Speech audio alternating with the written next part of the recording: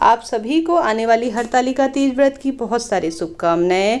18 सितंबर दिन सोमवार के दिन हरतालिका तीज व्रत रखा जाएगा। दुर्लभ सहयोग हो रहे हैं। हरतालिका तीज व्रत से संबंधित सभी उपाय इस वीडियो में आपको जानने समझने को मिलेंगे। भले ही आप व्रत नहीं भी करते हैं तो भी इन सरल कार्यों को करने से आप मनचाहा प्रेम पालेंगे।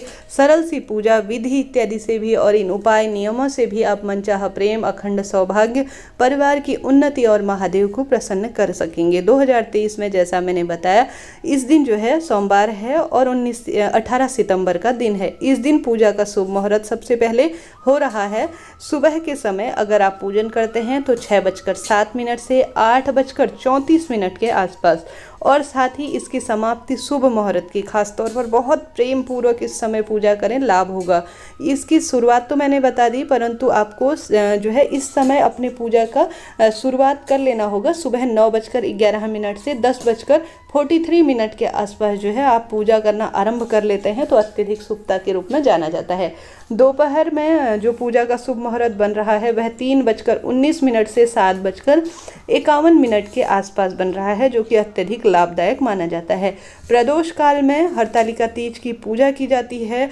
माटी के शिवलिंग पार्थिव स्वरूप में बनाए जाते हैं, उनको विधि विधान से पूजन किया जाता है। तो हरतालिका तीज प्रदोष काल की पूजा का समय हो रहा है 5:39 के आसपास। इस समय अगर आप पूजा कर लेते हैं तो अत्यधिक शुभता के रूप में जाना जाता है। हरतालिका तीज महादेव को समर्पित सबसे सुंदर और सबसे महत्वपूर्ण व्रत माना जाता है। इस दिन आप सभी को कोशिश करनी चाहिए। अन्य दिनों आप पार्थिव शिवलिंग नहीं बना पाते, कोई दिक्कत की बात नहीं है। इस दिन छोटे से स्वरूप में 1 आंगुल के बराबर आप शिवलिंग बना लीजिए। संभव हो तो माता गौरा भी बनाएं, साथ ही गणेश जी महाराज भी इसके साथ साथ बना लें। न बना पाने की स्थिति में कम से कम शिवलिंग तो आप सभी जरूर से बनाएं, बहुत शुभ फलों की प्राप्ति होगी। कुंवारी लड़की भी अगर व्रत नहीं कर पाती है, सुहागिन महिलाएं भी, आपके यहाँ कोई ऐसा रिवाज है कि व्रत नहीं कर पाते हैं हम लोग, हमारे यहाँ चलन नहीं है, परंतु सोमवार का पवित्र दिन है, अपने मन में जो बात है वह कहते हुए कि हे महादेव आज हरतालिका तीज है, हमारे यहाँ व्रत का चलन नहीं है, परंतु आपको प्रसन्न करने के लिए मैं माटी के शिवलिंग बनाकर, जो कि माता गौरी ने आपको रिझाने मनाने के लिए तपस्या की थी, वही उसी तपस्या के आधार पर उन्होंने भी जो है माटी के शिवलिंग बनाए थे। आज मैं भी आपको प्रयत्न कर रही हूँ इससे प्रसन्न करूँ। तो माटी के शिवलिंग विराजमान कर पंचामृत, दूध, दही, घी, शक्कर, शहद से उनका अभिषेक कराएं, जल इत्यादि से अभिषेक कराएं, बहुत शुभ फलों की प्राप्ति होगी। साथ ही गुरुजी कहते हैं इस दिन जो है कम से कम 5 पेड़ों की पत्तियाँ, 5 पेड़ों की पत्तियाँ कौन कौन सी है? सबसे पहले आंकड़े की पत्ती ले लीजिए, बेलपत्र ले लीजिए, 2 हो गई, शमी पत्र ले लीजिए, 3 हो गए, आंवला की पत्ती हो गई 4, और 5वीं पत्ती आप पीपल की ले सकते हैं या अन्य पत्तियां भी ले सकते हैं, परंतु तुलसी की ना लें, इस बात का ध्यान रखें। तो मात्र 5 पत्ती आप सभी श्री शिवाय नमस्तुभ्यम कहकर हरतालिका तीज का मुझे पूर्ण फल प्राप्त हो। अगर व्रत करते हैं तो भी इस उपाय को करें, या जो है व्रत नहीं भी करते हैं कुंवारी लड़की भी जो है 5 पेड़ की अलग अलग पत्तियों को लाकर आप सभी घर के शिवलिंग पर आवश्यक रूप से या माटी का बना रहे हैं या किसी मंदिर में जाकर समर्पित कर आ जाते हैं। जो भी मनोकामना है वह कर तो आपकी मनोकामना तत्काल एक क्षण में पूरी होती है। साथ ही गुरुजी कहते हैं 5 फल अलग अलग स्वरूप में, 5 फल भी बहुत सरलता से मिल जाते हैं। बाजार में मौसमी फल है, महंगे फल नहीं ला सकते, तो बहुत सरल तरीके से केला हो गया, सेब हो गया, या जो भी इन दिनों फल आ रहे हैं उन्हें लाकर 5 तरह के फल भी अपनी मनोकामना कहते हुए महादेव के शिवलिंग में समर्पित कर देते हैं, तो भी आपके जीवन में जो अटके हुए कार्य हैं, रुके हुए कार्य हैं, वह तत्काल हो जाएंगे। दुख दरिद्रता का भी इससे नाश हो जाएगा और पति बच्चों की भी इससे लंबी आयु होगी। तो सबसे पहले आप सभी को यह कार्य भी इस हरतालिका तीज व्रत के दिन जरूर से उपाय के रूप में करना है। साथ ही गुरुजी फुलेरा की महत्वता बताते हैं। जो व्यक्ति व्रत नहीं करते, व्रत करने वाले को तो सभी को पता है कि फुलेरा बांधना जरूरी है। यह 5 फूलों की माला फुलेरा के रूप में बताई जाती है, जो कि इससे पहले मैंने पूरी पूजा विधि, संकल्प कैसे लेना है, फुलेरा के नियम, संपूर्ण जानकारी दी है। कृपया उस वीडियो को भी जरूर से देखिए ताकि आपको संपूर्ण बातें समझ में आ सके।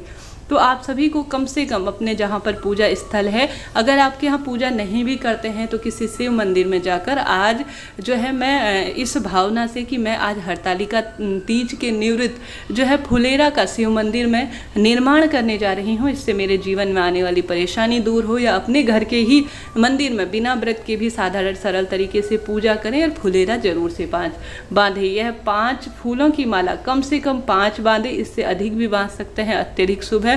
5 फूलों की माला जानी जाती है महादेव की 5 पुत्रियां, जिसमें अशोक सुंदरी माता, माता विषहरा, शामरीवारी आपने सुना होगा। उन 5 पुत्रियों का ध्यान करते हुए माता अशोक सुंदरी का भी ध्यान करें साथ साथ, और उन 5 पुत्रियों का भी ध्यान करें और मनोकामना बोलते हुए आप सभी को आवश्यक रूप से यह फुलेरा बांधना है। यकीन मानिए, अगर आप नौनौती कहते हुए, अपनी पीड़ा कष्ट कहते हुए शिव मंदिर में दान के स्वरूप में महादेव को यह बहुत प्रिय है, ऐसी भावना करते हुए शिवलिंग के ऊपर फुलेरा बांध देते हैं, बहुत शुभ फलों की प्राप्ति होती है। साल भर में आने वाला यह दिन अपने आप में दुर्लभ है, किसी चमत्कार से कम नहीं है। घर के मंदिर में भी आप सजावट कर सकती हैं, और अगर आप ऐसा कर पाने में असमर्थ हैं, आपके यहाँ ऐसा रिवाज नहीं है, किसी कारण से समय की कमी है, तो आप सभी क्या करें कि कम से कम फुलेरा का आप जाकर दर्शन जरूर से कर आएं। दर्शन मात्र से, स्पर्श मात्र से भी जीवन में सब सुख इससे प्रदान हो जाते हैं। अपने आप में फुलेरा का दर्शन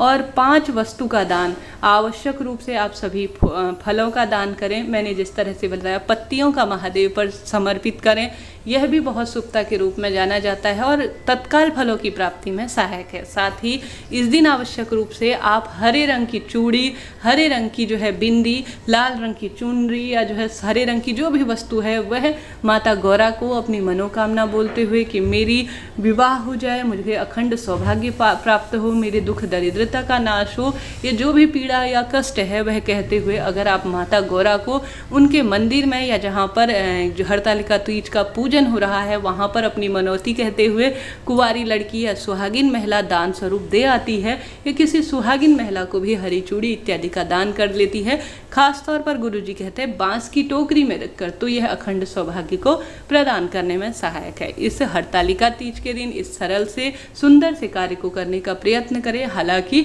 उपाय तो कई हैं, नियम तो कई हैं, परंतु इन सरलतम तरीके से आप सभी जरूर से करें। पार्थिव शिवलिंग बनाएं, 5 चीज़ों का दान करें, फुलेरा इत्यादि का दर्शन करें, यही पर्याप्त आपके जीवन में सुख समृद्धि भरने वाला होगा। इस तरह से यह जानकारी थी। आप सभी प्रयत्न करें, इस दिन महादेव को खूब सुंदर पीले या लाल फूलों से सुसज्जित करें, माता गौरा का श्रृंगार करें, उन्हें मेहंदी, महावर, चूड़ी, हरे रंग की वस्तु जो है और हल्दी माता रानी को समर्पित करना, यह भी काफ़ी शुभता के रूप में जाना जाता है। करके देखिएगा, लाभ निश्चित रूप से आपको होना ही है। ऐसा दुर्लभ सहयोग अपने आप में अमृत की बूंद की तरह है। महादेव की विधि विधान से पूजा, नियम इत्यादि इस दिन अपने आप में विशेष है। 16 श्रृंगार करना, नए वस्त्र पहनना, नए हो तो ना होने की अवस्था में प्राचीन भी ले सकते हैं। निर्जल व्रत इसको करा जाता है, बहुत शुभता के रूप में यह जाना जाता है। इस तरह से यह जानकारी थी। वीडियो उपयोगी रहा हो तो लाइक करें, शेयर करें, सब्सक्राइब करें। श्री शिवाय नमस्तुभ्यम।